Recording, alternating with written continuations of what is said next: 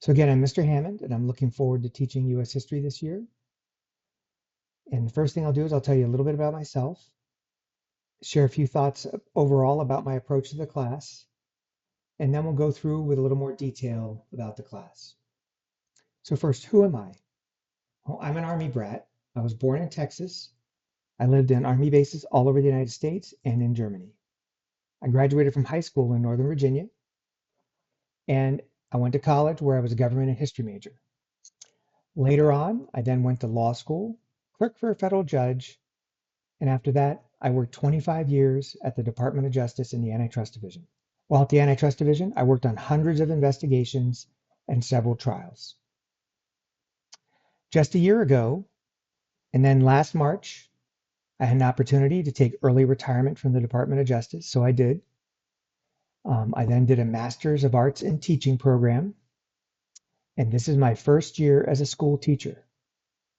But 25 years at the Department of Justice and my jobs before that have given me a lot of practical experience teaching and learning over the last 30 years. A bit more about myself. My wife and I have lived in DC over 25 years. She actually has lived here longer than that. My son was born in DC, and he's a product of the DC public schools. He's now a sophomore in college at nursing school. And I live and die by the Washington Capitals, a little less so by the Washington Nationals, and a seminal moment in my life was seeing the movie Star Wars in 1977. I'm excited to be teaching U.S. history. There's so much we can learn from it, good and bad. And there's so much that we can apply to today. So, on to the class. So some broad thoughts about the class and how we're going to approach it. It's not about memorizing dates, places, and names. That's boring. And if you're like me, you'll just forget them. We'll learn the facts that we need to as we take a deeper dive into a variety of topics. We're going to pick the topics based on student interest, but also to make sure that we cover the facts anybody needs for any standardized tests. Instead, we're going to work to connect historical events and people to each other and the modern world. They only mean something in context and how they connect to other things. How did we end up where we are today? What can we learn from the past, good or bad? We're going to do that by asking why. Looking at different viewpoints and determining which is the right one based on the historical evidence. Why does it matter today?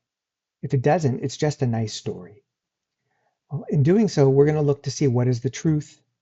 That's going to be a journey that we take together, the students and I. We're not going to shy away from the facts, even if they show that a revered American hero had a major character flaw. And we won't just be writing papers or taking tests. We will also work together on a variety of projects to share what we've learned and to teach each other. These could be a podcast, a multimedia presentation, or a short video documentary. It is only limited by your creativity and imagination. And at the end of the year, if all goes as planned, each and every student should have a better sense of the ebb and flow of U.S. history since the Civil War, how to test and question and determine what is supported by the historical facts, how to put together an argument to explain what they've learned that is supported by facts, and be able to connect U.S. history to the modern world. It'll help us better navigate this world.